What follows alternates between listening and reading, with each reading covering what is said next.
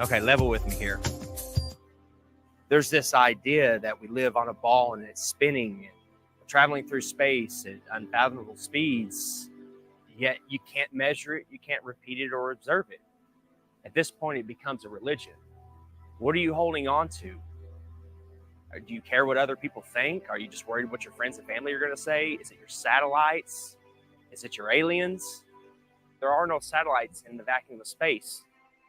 Satellites are satelloons. You're aliens. Let's say you're an outer space alien fanatic. What if I told you you can have your aliens too? That they come from outer space, not upper space, but outer space. They are extraterrestrials. Terrestrial meaning terrain, meaning land. So what is it? What's stopping you? You've never seen curvature with your own eyes. You never felt the earth spinning. You've never been able to observe and measure these claims. So at this point, it becomes a religion. Do you want to become free?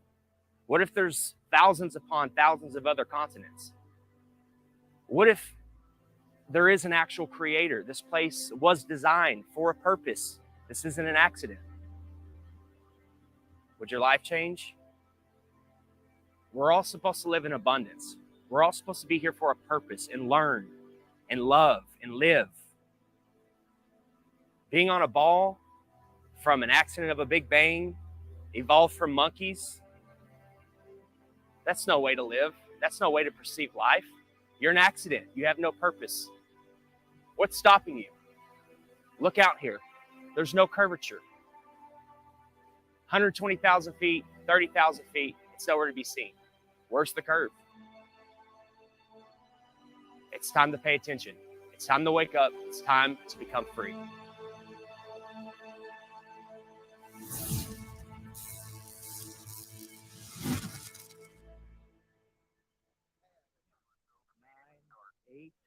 Seven, 6. We have main engine start. 4, 3, 2, 1, and liftoff. Liftoff of the 25th Space Shuttle mission, and it has cleared the tower.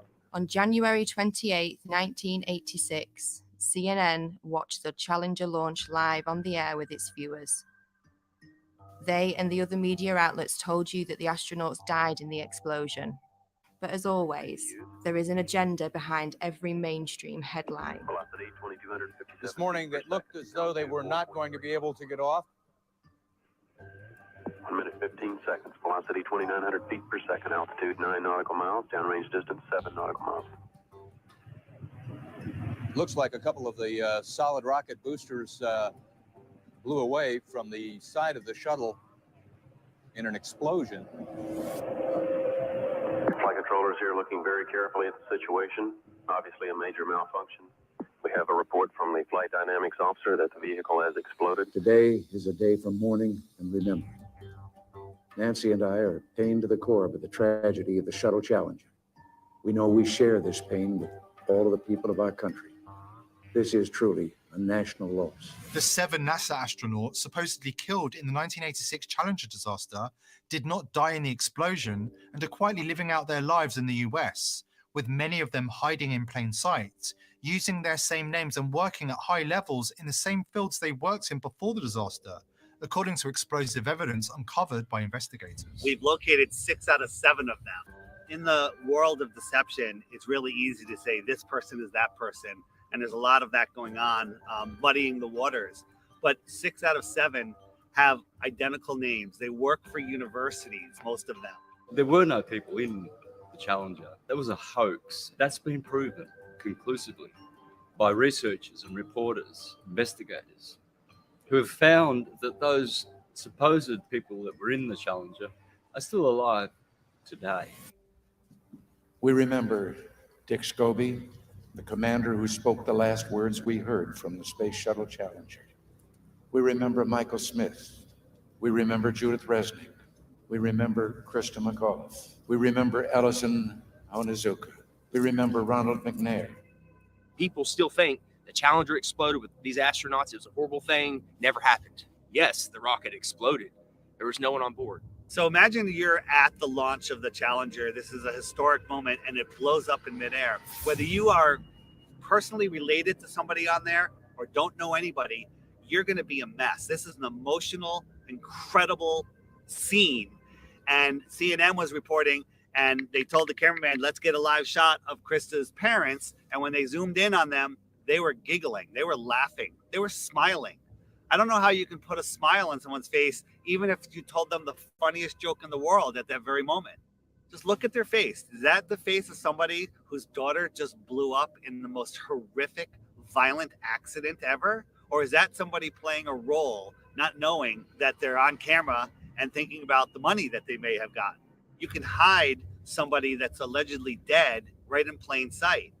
All you have to do is move them a little farther away, give them a different job, claim that they're somebody else. You don't even need to change their name. So statistically speaking, the odds that almost everyone on the Challenger have exact lookalikes with exact names still existing is kind of laughable, honestly. Exact doppelgangers existing in the world with the same names. And when confronted, they get very nervous and their stories begin to conflict and they have the same mannerisms.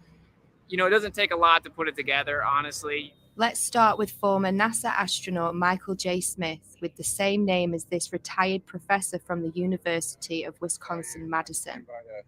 Are you Michael Smith? Yeah. Professor at university? Retired. Retired? Yeah. Yeah. Yeah, I just stopped by because there's a room. Are you aware of that? There's a rumor on the internet. It's not me. That people are saying. Yeah, it's not me, obviously. I mean, anybody that looks at my background, looks where I was born, it's not me. I mean, it's interesting that the Michael J. Smith that was the astronaut looks something like me when we were younger, but really not if you really look at facial recognition. You never been a pilot, never been in the military? Nothing like that. Huh. No. Okay. Yeah. That's all. And I don't respond to the emails I get. I get probably an email, maybe 2 a month. Really? Yeah. And I got one guy that's been really hounding me, and I turned it over to the FBI. Okay. Yeah, you just sure look a lot. It's the same name. I know the facial thing, but that's what we looked like, what, 40 years ago? Mm-hmm. Yeah. Okay. Yeah. Well, thank you. Yeah. Okay. Michael J. Smith, identical looks, dimples the same, teeth the same. There's really no denying it. And before he could finish the question, Michael denied it. Oh, that's not me. That's not me, you know, and laughed off. What's he going to say? Oh, you got me?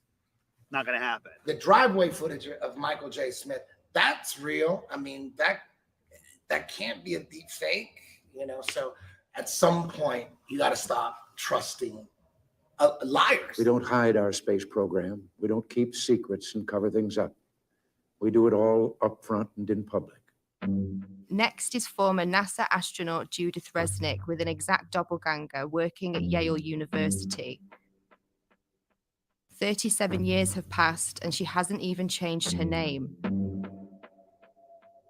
Side by side, there's no denying it. When she's approached, she has a very odd way of not responding. Hey, Judy. How you doing? I'm from the press. I just had a quick question, if you don't mind. What press? From a radio station in San Bernardino. I know there's a conspiracy about the space shuttle. No, I want to be polite. Friendly. Just a question. So there's a lot of rumors about you being on that space shuttle. Obviously, you know, if you want to comment, we would really appreciate it. Kind of odd that Judith is in full panic mode when realizing the press is in her presence. She's no stranger to being in the spotlight. She even made her way into Hollywood for a quick cameo. If the choice is to allow Americans to be taken as hostages or to be executed, I'll bring my own fucking rope. Saddam backed down, and Ambassador Wilson helped thousands get safely home. When he himself came home to the United States, he was warmly greeted by our president, who took him to the Oval Office and introduced him to the War Cabinet as an American hero. Commander Dick Scobie had a company called Cows and Trees, and when you went to his website, there was an animation of a cow taking off like a rocket with a smoke stream coming out of its backside, doing a twisty curl in the air that looked remarkably just like what we saw with the Challenger. And after we started making videos on that and it started going viral, that website disappeared, never to be seen again. And nobody could have predicted back in 1986 that in 30 some odd years from then, that there would be something called the internet that would bring all this information to the tip of your fingers, and you'd be able to search through pictures, Facebooks, websites, profiles. Now these people are scared. They're hiding their profiles. They're deleting their websites. They're making their Facebooks private. Onizuka and McNair are always together. They're hanging out at NASA and always talking about themselves. Ellison Onizuka, if you look at clips of him back in 1986 when this happened, he actually spoke like every other word was Let me say that it's really a pleasure to be back. If you look at clips of his brother Claude now speaking, it's the same exact thing. Every other word is But Ellison's dream is continued to be carried on. I think we got some. We're very fortunate that I think we're ready to go fly. Thanks for being out here today. His brother just so happens to be the spokesperson for the Challenger tragedy. Why aren't there any pictures of his brother back when this happened? Why didn't his brother speak at the funeral? Use your head. Former Governor Ariyoshi, who has a story about a picture that survived the Challenger disaster. Ellison Onizuka came to see me one day, and he wanted a family photo. And he wanted to take it up on a Challenger, and he's going to bring it back, inscribe it, and autograph it. But that Challenger accident happened, and I felt very sorry to lose Ellison. But I didn't even think about the photo. I thought everything else must have been destroyed completely. About 2 months later, Lon Onizuka called me and told me that they found in the water, NASA found the personal preference kit of Ellison Onizuka. And she said, there were two things in there. One was a monk's prayer, and the other was his family portrait. So I told her, oh, then it must be in terrible condition because the astronauts, the big bang up and the ocean in the water for 2 months. She told me, no, it's in perfect condition. And she said, I'm going to bring the picture over to you and present it to you. And then in the meantime, NASA got the picture and they put this together for us. Ronald McNair conveniently has a twin brother named Carl McNair who looks exactly like him and is at a lot of the events now, but was nowhere to be found when the explosion happened. Krista McAuliffe was a fairly new teacher, just 3 years at that school. To get her story planted, all of these people, the parents, the astronauts, everyone involved that you saw, a crisis actor. Essie was at the Cape in the stands to see Tuesday's launch, a sight that she says still haunts her. Why didn't I leave too? But I thought, no, I want to stay and see it. And as she read Mike's invitation for the launch, Miss Hesse said that she doesn't know if she'll be emotionally ready for a service like that in his hometown. Since I won't be able to see you all in person, let me say thanks for coming and have a great time. And I hope you see a good show. George Bush Sr. hand-selected the teacher, Krista McAuliffe. What are the odds that 30 years later, there is a professor at Syracuse University with the name Sharon McAuliffe? I still can't believe that I'm going to actually be going into that shuttle. It just really doesn't seem possible. Krista McAuliffe was asked if she had any fears about her space shuttle flight. People really feel that space travel is safe now. It's not that earlier feeling that, oh, it's going to blow up or something's going to happen. Right at this point, I feel that I'll be okay if I go up. Well, where's Jarvis? How come you haven't located him? And the answer is, he could have died of natural causes, a heart attack, a car accident, 3, 4, 5 years later, and it would never be reported. The reason they did it was a psychological operation to justify not doing manned space flights anymore and to pull on your heartstrings with an emotional cover. So if you dare question it, then you're immoral. And then when you look into it, you find out, of course, that you have all these people still existing in the world. So basically a government version of witness protection for NASA. Our nation held a vigil by our television sets. In one cruel moment, our exhilaration turned to horror. We waited and watched. They were waiting and watching. When they saw the explosion, there was confusion. Was something wrong? The principal and teachers weren't certain either. Then it got very quiet as the horror of it began to register. Besides the trauma-based mind control and putting children through that trauma, and also it reinforces their model. It reinforces their religion. Look, all this terrible thing happened. We're trying to go to space. We're trying to explore for science. But look, all those people died. But at 1 o'clock, school was closed. It had to close. I felt as if my whole body blew up inside when I saw that. And I can just never be as shocked as I am now. Seeing it with my own eyes, it really just scared me. Some astronauts blow up in a rocket. What does that do subconsciously to the average person? They don't want to go up into space. They don't want to blow up in a rocket. We'll leave that to the professionals. We'll leave that to NASA or government. Once they had seen the evidence on the visual screen that there would be no survivors, it suddenly became apparent to them that they were dealing with death.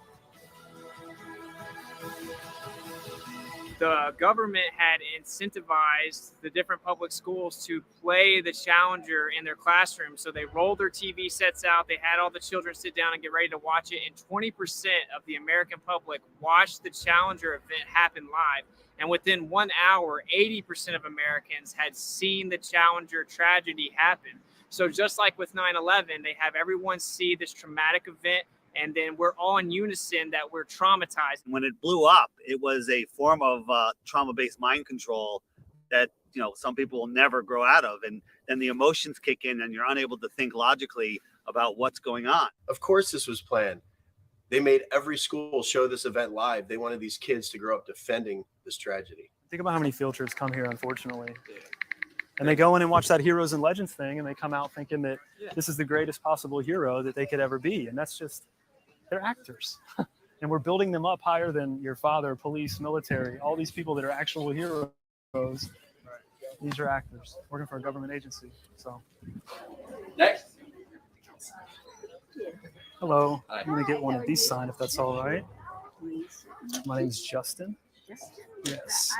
Yes, with an IN. Where are you from? Orlando. You're not far. Not too far. No, I'm okay on a picture, but thank you. I do have a question though. Sometimes when we're watching the ISS footage, you'll see the astronauts sometimes connected to like wires and harnesses. Is that to keep them like in the frame during the broadcast, or what's the reason for that? No, I haven't actually. You mean while they're inside the shuttle? Yeah, like when they're inside the ISS, sometimes during the feeds, the broadcast, you'll see kind of pulling on their belts or something like that. I bet that is. Like that? I bet that is.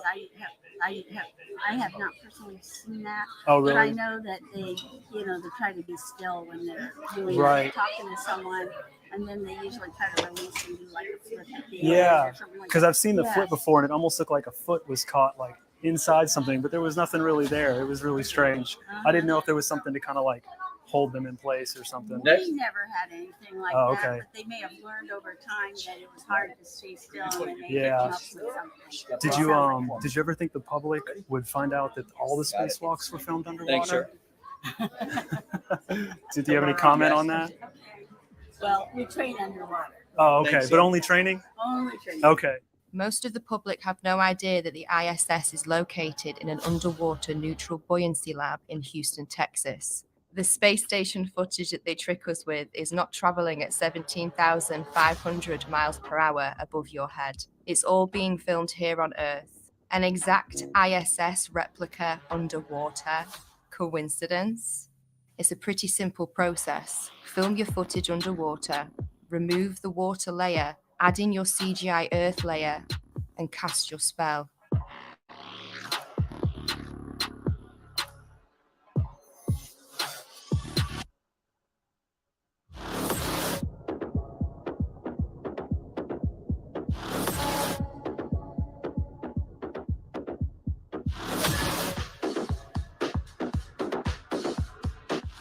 One, two, three, bubbles in space. The International Space Station, that's a complete fraud. It's a complete hoax. I don't believe that all these astronauts are living up there and doing all this. Every single time that they do some type of live demonstration, you can see some type of faulty wiring, some type of glitch. They're literally being held up by strings. Green screens, wires, CGI, augmented reality, all sorts of issues. Think about this.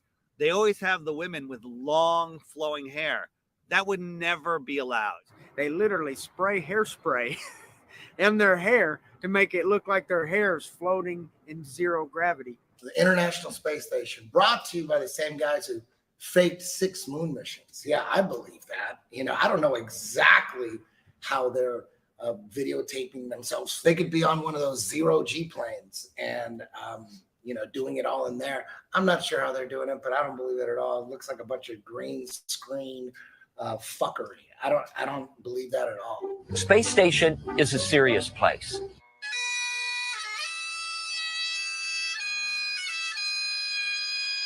We're doing serious research, scientific research and engineering research. On solid fuel wires, turn the key and light fire. Running around in gorilla suits, going 17,500 miles an hour. There's supposedly micrometeorites, other satellites up there. They could die at any second, but they're running around playing with water. They're always playing with water, claiming to grow lettuce.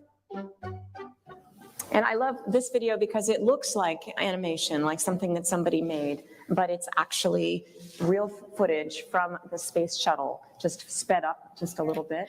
And this is a little video. It's about 4 minutes long here. So there's the space station. I love that this is not animation. This is film taken by a shuttle of the space station. And so this is real. It's not animation. Now, this looks like animation, and I'm very proud to know that it's actually real film. It's not a video game. People are living there. I know this looks like animation, but it's actually really real.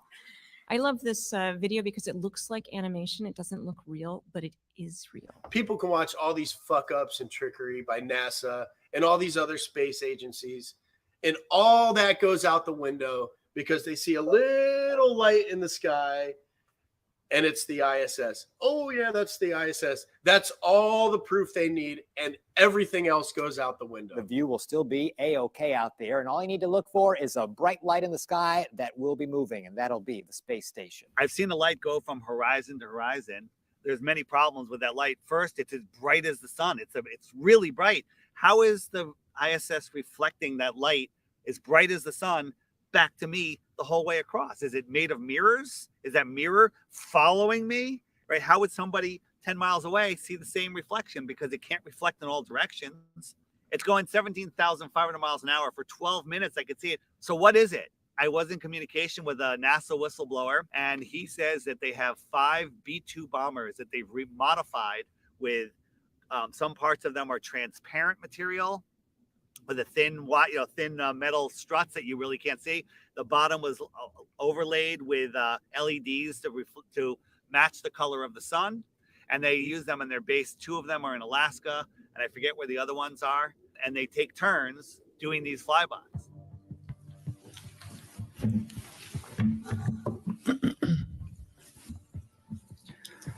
Good afternoon, commissioners. Today, I'd like to bring to your attention a potential fraud on an enormous scale happening in York County.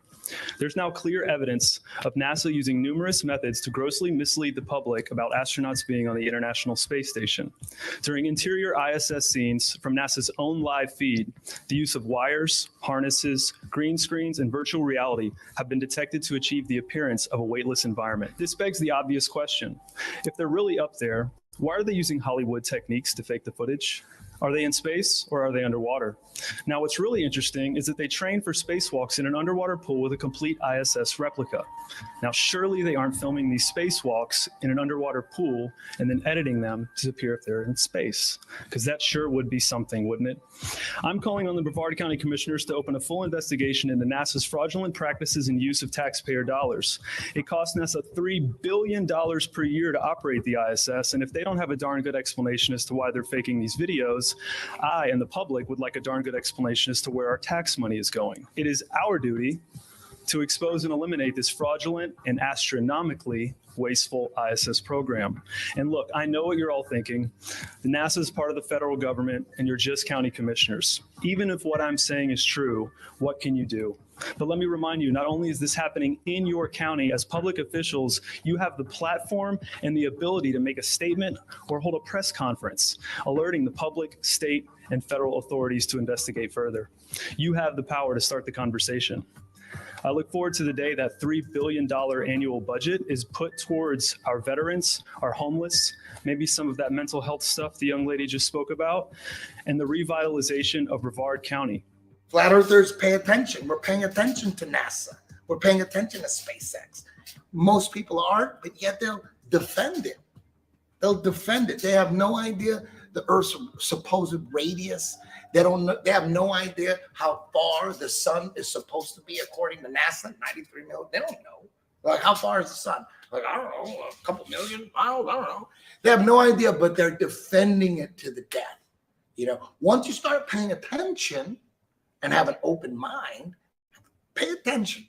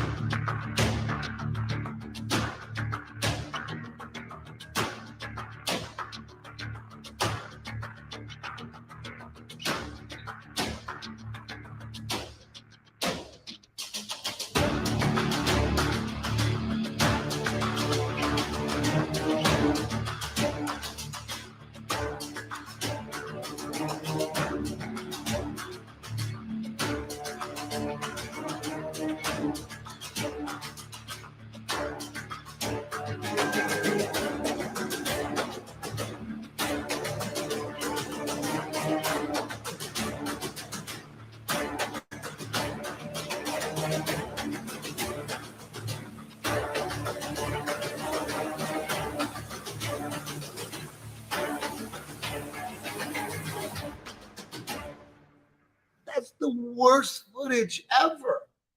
But we do want to make sure that the American people understand that there's no need to panic. The president took this action, as I mentioned earlier, because the objects were indeed flying at lower elevation, and they were in civilian airspace, and we wanted to make sure that we protected that airspace. But again, we want to also make sure that the Americans are not do not panic during this time. Wait, what? It's on a balloon? Why is there a satellite on a balloon? It's always been that way. Flat earthers have been talking about this for a long time. One thing that isn't really discussed in the mainstream is that NASA, of course, we know spends more money on helium than anyone else in the world, and actually just upped their most recent contract to hundreds of millions of dollars for helium. And they admittedly launched balloons bigger than 1 to 2 football fields. And it's significantly more efficient for transmission of data, for weather compilation of data. They basically have a fleet of balloons above you that are facilitating majority of the information that we utilize. So why do you think NASA is the world's largest consumer of helium? Why would they send up balloons, these satellites, on balloons if they're in magical floating space, in the magical floating vacuum of space? They're showing us, they're telling you right now, they're telling us in plain sight, hey, look, satellites are on balloons. They're not in magical space. Right here at this research center. Okay. This loud truck. Yeah. I know they're going to make the okay.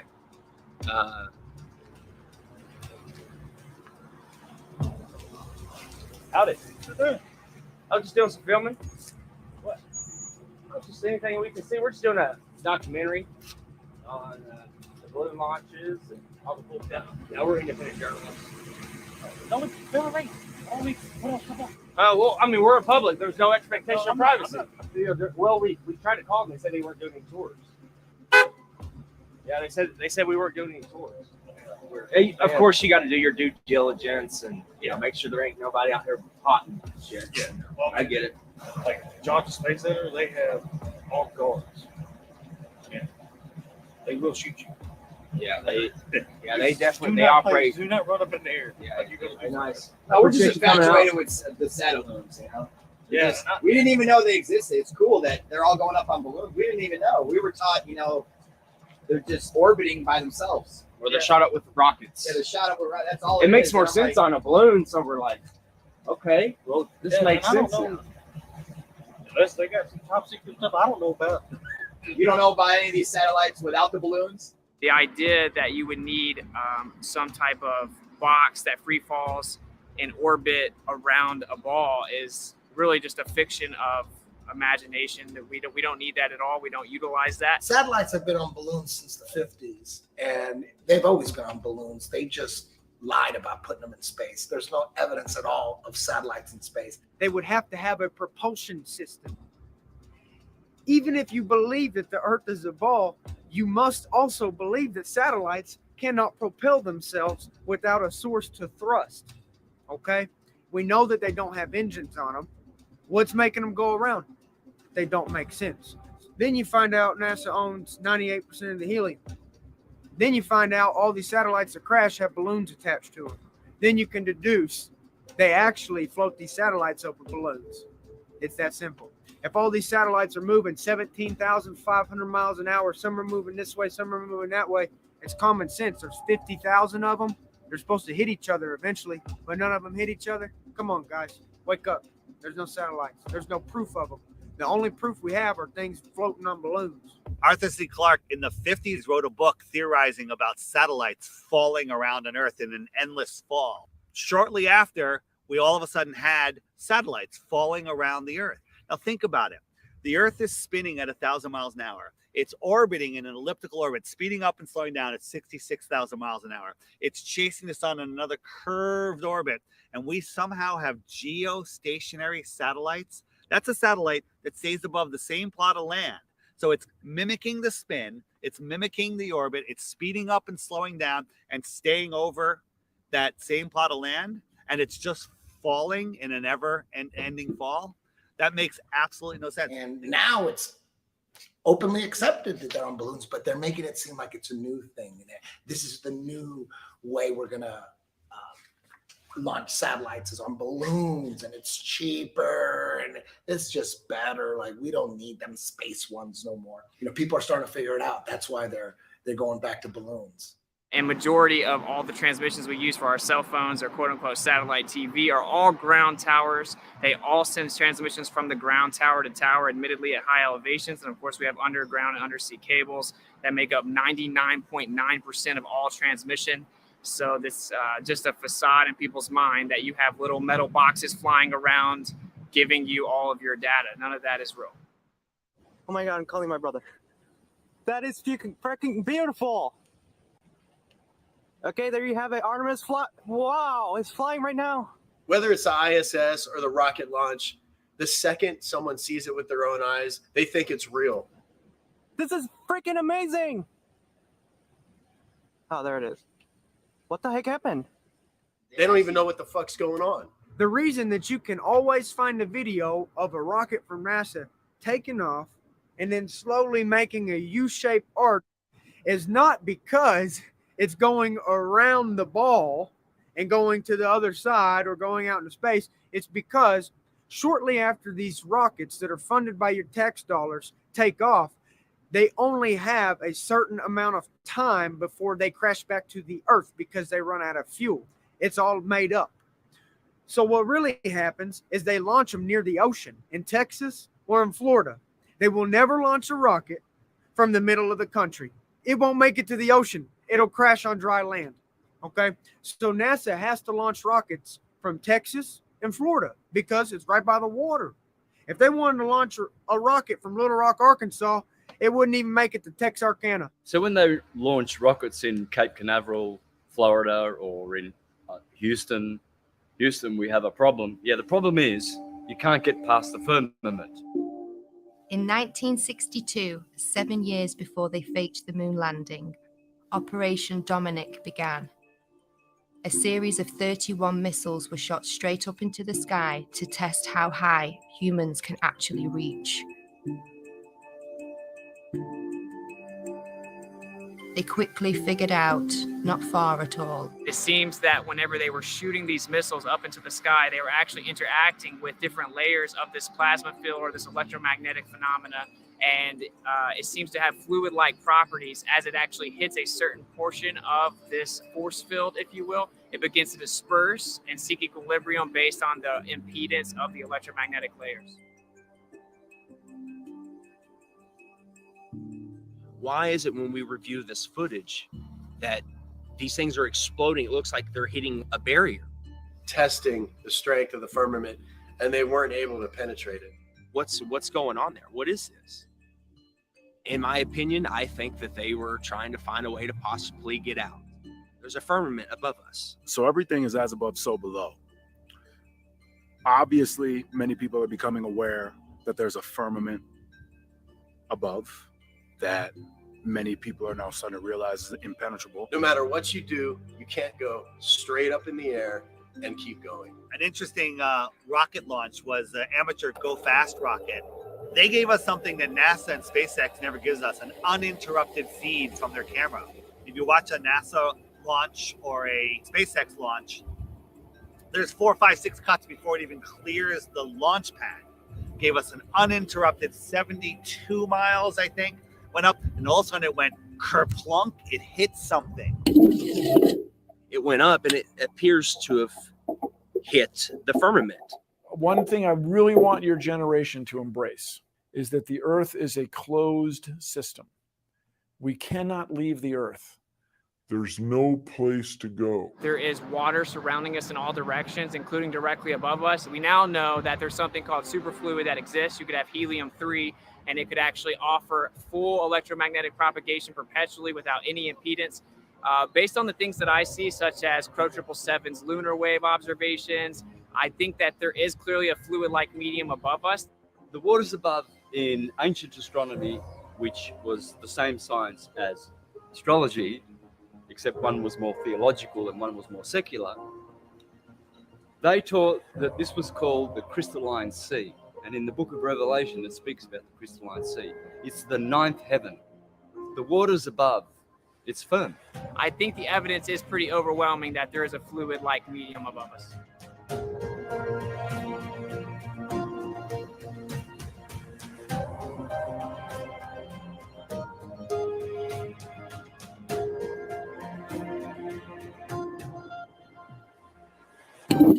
What I can tell you for sure is the water above is level, because all water finds and maintains level. I feel that's the next wave of enlightenment, is now more and more people realizing as above, so below. And the only way we can get above or below is to go within and tune our frequency to that of which surpasses and passes through. Who knows? Maybe there is some kind of firmament, and we're underwater. We could be underwater. Maybe there's water above the firmament and then water down here. That could possibly be why the sky is blue, because behind it is the firmament, which holds back water. As above, so below. God's throne does not sit on a convex, silly snow globe, okay? The firmament, the waters above, where he separated the waters below from above, they're flat and level. It's the sky plane. The sky only appears to curve, just like the ground. There is no curvature in the sky. There's no curvature on the earth. Well, Dave, the SpaceX Falcon 9 is going to launch from Vandenberg Air Force Base, and it's going to launch in just about a minute, maybe a little less here. Just see the trail it's leaving behind. Absolutely amazing. And to describe it to you, and you can see it, but from the ground, it almost looks as though some of these rockets look like they're scraping across a watery firmament, kind of like a boat dragging something through the water. You see what resembles a speedboat going through water. You'll see the rocket hit the firmament, explode like watery, and then it will skim along the surface of the firmament. Why is that? Well, because it's hydrogen, it's water.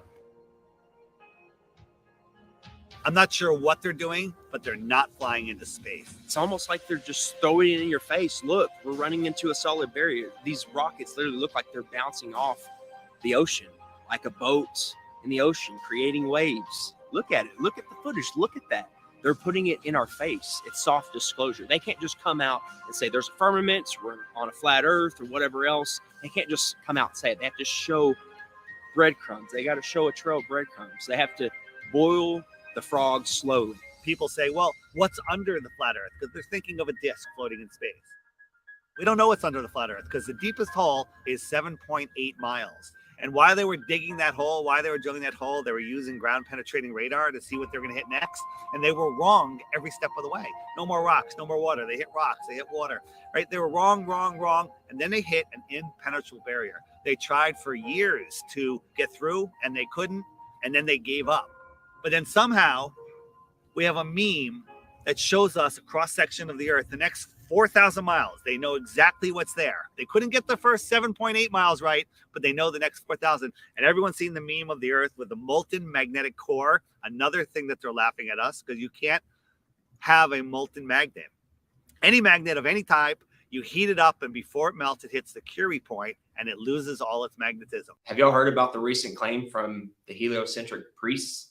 They're saying that the core has stopped spinning and it's now spinning the opposite direction, which is going to cause all this chaos. Well, this morning we are learning about a shift in the Earth's inner core that sounds like the plot of a Hollywood blockbuster. Scientists say our planet's solid core, which is actually disconnected from the rest of the Earth's layers, may actually have stopped rotating and could even reverse course. What does this mean? Well, at first it sounds like something from a Hollywood movie. Right. The script says, oh my God, the core of the earth is spinning backwards. How do they know this? I just want to know, how do they know what the core is doing if they've only been down 8 miles? How is that possible? We've only, as humans, dug down a maximum depth of 8 miles. How do they know what's 3,000 miles down? Makes no sense. So if you look at a magnetic field on our ferrocell, you have something called the inertial plane or the block domain wall. That would be where we reside. We live within a magnetic field. And you can only go so far down before you're actually going to have the reciprocation of that energy or that magnetic field. We know the deepest hole ever dug is around 7.8 miles, which seemingly correlates to the deepest area in the ocean, of course, the Mariana Trench. So the way that I see it is you're actually living on the inertial plane within the magnetic field, which actually then begins to make all celestial phenomena fit perfect within the toroid. And of course, this entire idea that there's this magic magma core made of nickel and iron that's spinning at a different speed than the Earth spins is a complete fiction made up of seismic activity and speculation. And actually, when you look further into that, they say that that causes the magnetic field with something called convection currents. You have the geomagnetic field from the geodynamo model. And actually, you would have a symmetrical magnetic field coming from the core. As it is a sphere, you would have the same magnetic field in the north and the south. But what the evidence actually shows is that it is not symmetrical at all. And in the south, the magnetic field gets up to 30% weaker. There's something called the South Atlantic anomaly, which shows that it 100% is not some symmetrical dynamo effect causing the magnetic field. If you actually look further into the dynamo model, there's about 50 questions that have gone unanswered. They can't even get the math to work with supercomputers. It's pure speculation that they can't get to work. And it seems that actually we are just prohibited from going too far down based on pressure mediation within a magnetic field. There was a famous scientist that sent a submarine down and hit the bottom of the ocean and wasn't able to penetrate the bottom of the ocean, as if there was some type of water barrier firmament.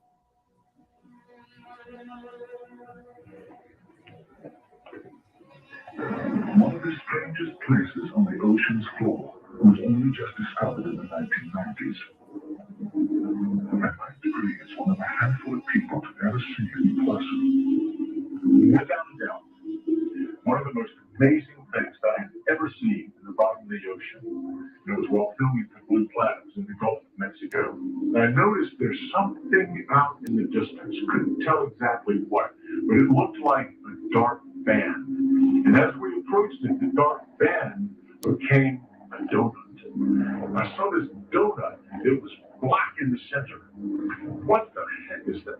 And so as we get closer and closer to it, I noticed that the black band had what appeared to be kind of steam over it. And then I looked, and there was water lapping against the shoreline. This band was a ring of mussels. And inside the ring of mussels was a lake. And it's like, wait a minute, I'm already underwater.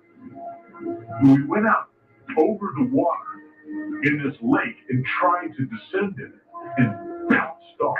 It was so super saline and dense that the submarine couldn't go down in it. We literally bounced off. And as we bounced off, we sent ripples heading back to the shoreline. It's because of the firmament. It's firm. What I believe is that this is a plane and everything vibrates. And ultimately, we have to become masters of vibration to work through the dimensions of this plane. This is the third dimensional plane. So this physical,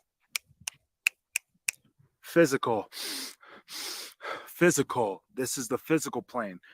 Now, if we close our eyes and we envision something, our brain doesn't know the difference between a thought and actual reality. So they teach us about gravity when we're young kids, because when you're a young kid, you kind of believe everything that you hear. They tell us that gravity was discovered by a guy named Isaac Newton. And by the time he was 23, he had discovered gravity, invented calculus, and trigonometry. Well, I'm telling you right now, none of that happened. Gravity's just a theory and an excuse, really. It's real simple. If there's a force strong enough to hold oceans to the planet, there's a force. We should all be stuck to the ground. You know, the force can hold buildings, skyscrapers, tanks, ships to it, but it can't hold a helium balloon. Helium balloon just flies away. Smoke just flies away. Everything should be stuck to the ground like a magnet. If there's a force holding oceans to it, it doesn't make any sense. Once you look at gravity and you try to prove that it's real, you'll discover there's no proof of it, and that there is only proof of density, buoyancy, and electrostatics. Electrostatics is a proven thing. We all know that a positive and a negative will attract towards each other. So the Earth has a neutral or negative charge. Everything above it has a positive charge, and it is attracted to it. Everything that exists is electric. There's not one thing that exists in the entire world that is not electric. It's actually the unifying force that keeps everything here, holds everything together, and everything seeks equilibrium based on that. So everything's trying to find a state of rest based on its electric phenomena or its electric nature within the environment that we exist within. And then when you start to look further into it, you find out that on the smallest scale, electrostatics is significantly stronger than gravity is even claimed to be. Magnitudes greater, 10 to the 36 power to be specific. So everything, simply put, everything that exists is electric. Everything that is falling to the ground or not falling to the ground is seeking equilibrium based on electrostatics. We can actually test this. We can use something called a corona motor. And whenever we manipulate electrostatics, we can make things levitate. We can make things go up or down, and we can actually change how fast they go down. We can also manipulate the weight of an object simply by manipulating electrostatics. And of course, that's how science actually works, is you do an experiment that shows you what the cause of the effect is, and you can manipulate electrostatics and cause the effect of downward acceleration, commonly referred to as gravity. Of course, I've never seen a test that manipulates space-time, and you will never see that. It doesn't exist. Everyone thinks that the reason things fall is because of gravity, but actually everything that exists is electrostatic. So whenever things go to the ground, they're seeking equilibrium. So they go find their balance on the ground where their charge disperses or spreads out in through the ground. So we have positive charge in the air. We have negative charge on the surface of the earth or on the ground, which is why it's called grounding. And then we introduced positive charge, and then it went back down to the ground to seek equilibrium. This shows that that's actually what objects do when they fall to the ground. They go to the ground because of the electric forces and they seek equilibrium on the Earth. We knew about it as in the 1950s, even earlier, and it's all been hidden because if humans were allowed free energy, free movement, and able to explore, we would find out what this place is. We'd find out our position in this world. And that's the number one thing. Why are they hiding flat Earth? Why? What's the motive? And the motive is to keep us dumbed down, not knowing who we are, not knowing where we are, not knowing the true power that we have, and not having true freedom. So ultimately, the master plan in all of this is to fake an alien invasion. I think one of the biggest upsets with globe believers when they hear flat Earth is we're taking away their Star Wars. We're taking away their aliens. We know aliens, extraterrestrials, have been documented since all recorded history. I've actually personally seen UFOs multiple times from like the age 18 up, probably 7 different times I've seen UFOs. I know it's a very real phenomenon. What about the secret space program? I call it the secret propulsion program. They're using electrostatics and other technology to maneuver around. Maybe they're even just pulling energy out of the air. We can go back to, I think it was Reagan in his famous United Nations speech, talking about the world coming together, facing a universal threat. Perhaps we need some outside universal threat to make us recognize this common bound. I occasionally think how quickly our differences worldwide would vanish if we were facing an alien threat from outside this world. They knew back then that that's the best way, the most powerful way to get everyone to unite into a one world government. If suddenly there was a threat to this world from some other species, from another planet, outside in the universe, we'd forget all the little local differences that we have between our countries, and we would find out once and for all that we really are all human beings here on this earth together. Well, I don't suppose we can wait for some alien race to come down and threaten us, but I think that between us, we can bring about that realization. We did secure some footage of the flying disc in the hangar. The code name for the project is Equipe, and it has been designed for humans to fly. We asked the scientist in charge of the project what propulsion system the craft uses, but he would not divulge what he called classified information. As to how much of it is man-made or something that maybe you wouldn't understand, that's a great question, who knows? But I think that they've simply reverse engineered ancient technology and then hid it from the masses so that we don't know what it is. And you can look back at the Germans and they explain that we're using electrogravitic propulsion. And so with electrogravitic propulsion, you could attain perpetual flight. You could defy, quote unquote, defy physics. You could attain all kinds of changes in angular momentum on a dime. Man-made technology that we don't understand yet. I don't know, maybe there's other humanoids or aliens, whatever you want to call them, like that way and that way, but up there, I don't believe it. UFOs are real. You guys are just confused where they come from. They don't come from some far off planet trillions of light years away. They come from the outer lands and possibly under the ocean. I personally believe that the government is so evil that they're devising any type of plan that they can to manipulate people into one world government. They call it the New World Order. One way that they could manipulate people is by destroying cities with missiles and lasers and all sorts of destructive bombs, and then they could blame it on aliens. They could say that aliens are coming when really it's our own government. Now, man has reverse engineered that. So we do have them here now. We know our government has this technology. If they fake an alien invasion, they get the New World Order, which they want. They thought COVID lockdowns were bad.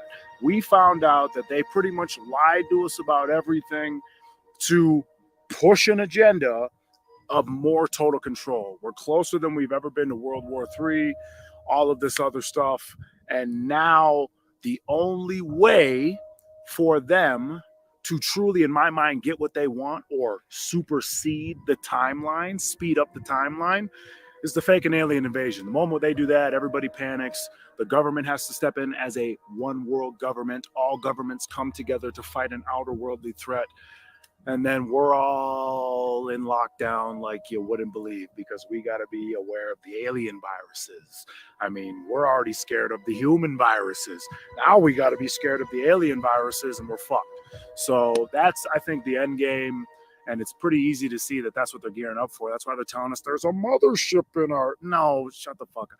Like, we've had this technology for years. They've taken our focus and put it up there and not to the outer lands or the extraterrestrial areas. When someone says extraterrestrial, what does that mean? It means extra terrain.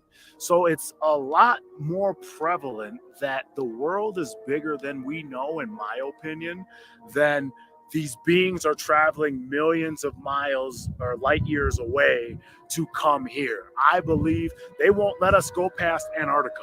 So if they won't let us go past Antarctica, my favorite show in the world is Attack on Titan.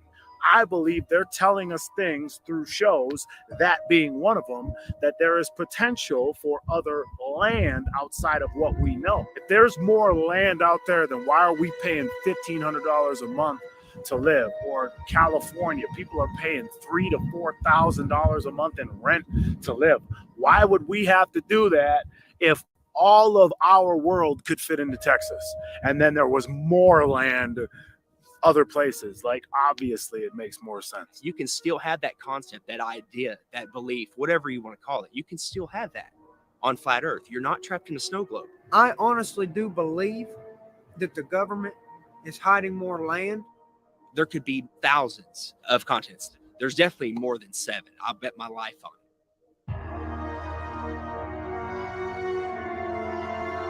Relax.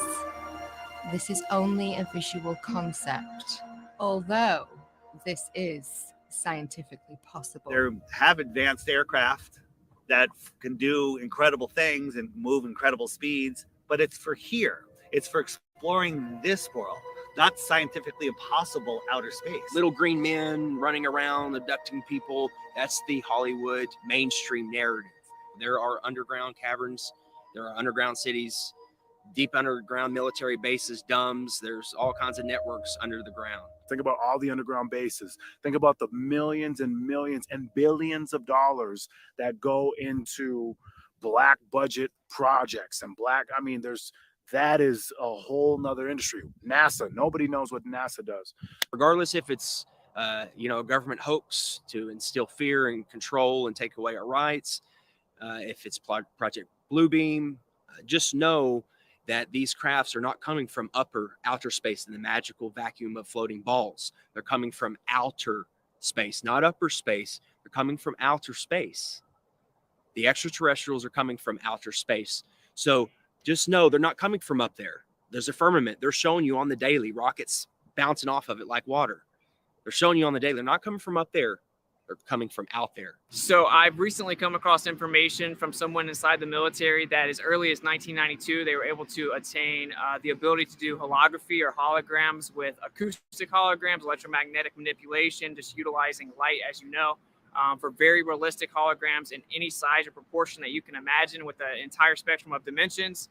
So I would just encourage anyone that does begin to see this activity in the sky to always keep in mind that it could be simple hologram technology used to manipulate you emotionally to get you to be in a state of fear. Of course, we've been warning people about that for over 7-8 years, that Blue Beam was given to us as a warning via the Secretary of Von Braun, that will be their last card. He would repeat to me over and over, and the last card, the last card, the last card would be the extraterrestrial threat.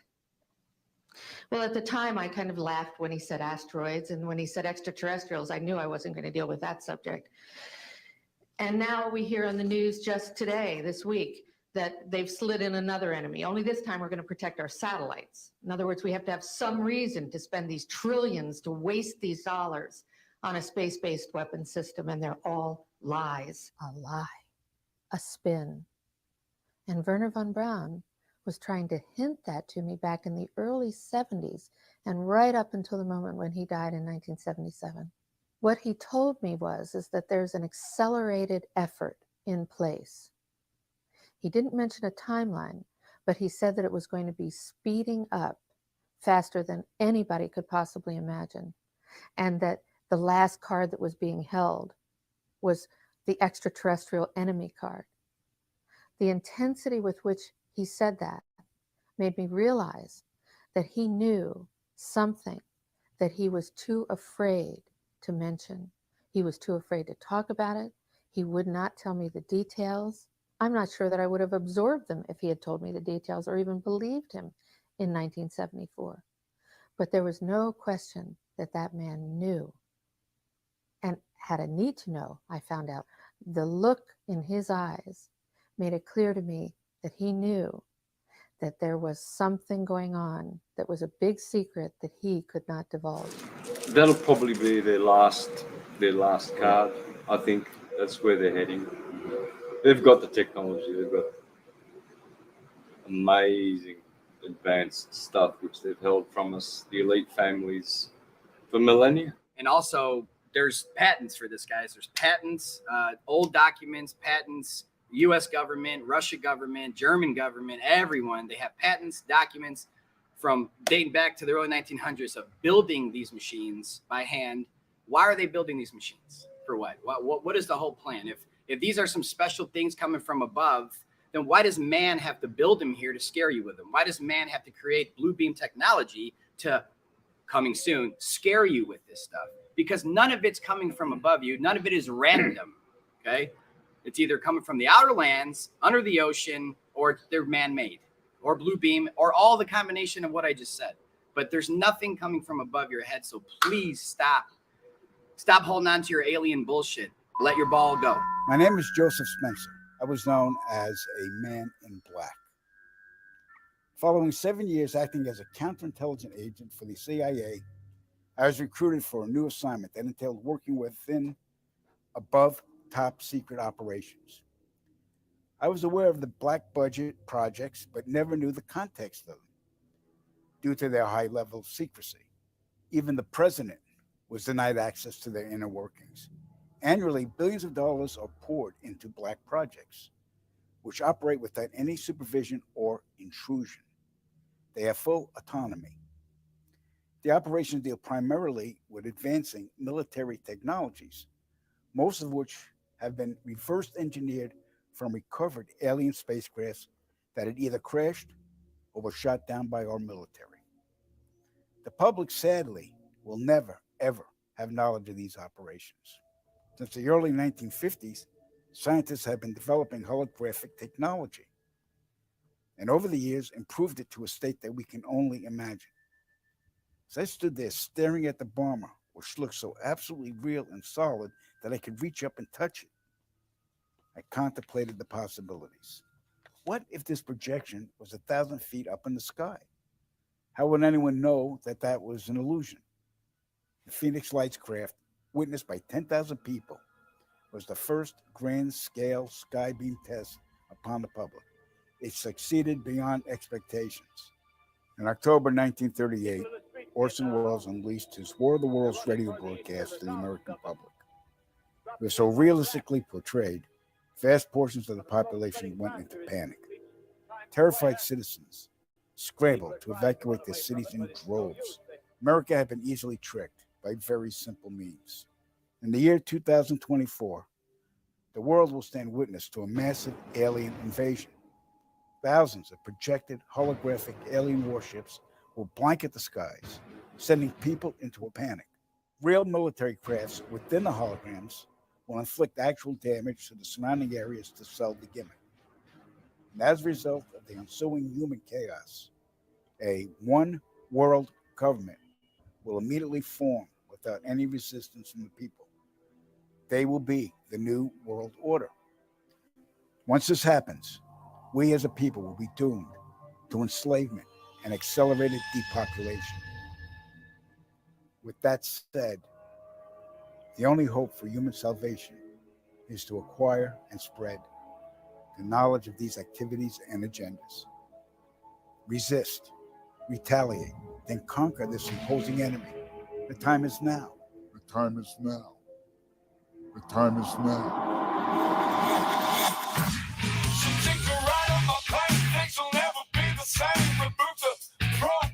Inside of your brain, you gotta open your eyes and look at the horizon. You can feel it inside. I'm going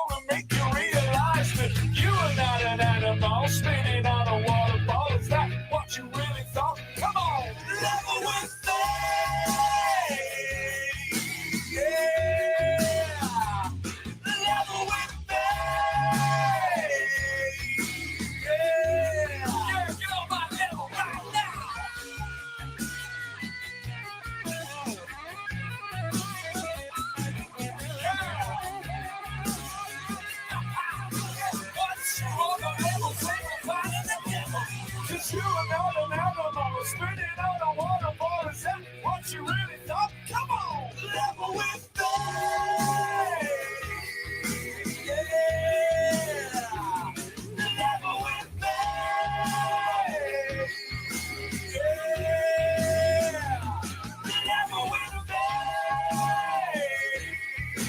Yeah, level with faith. Yeah, level with faith. That's your power. Yeah, you lost control. Level with faith. Control. Need to come back down.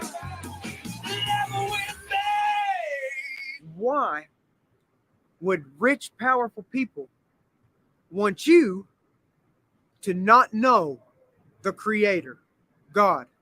Because a man of God cannot be controlled.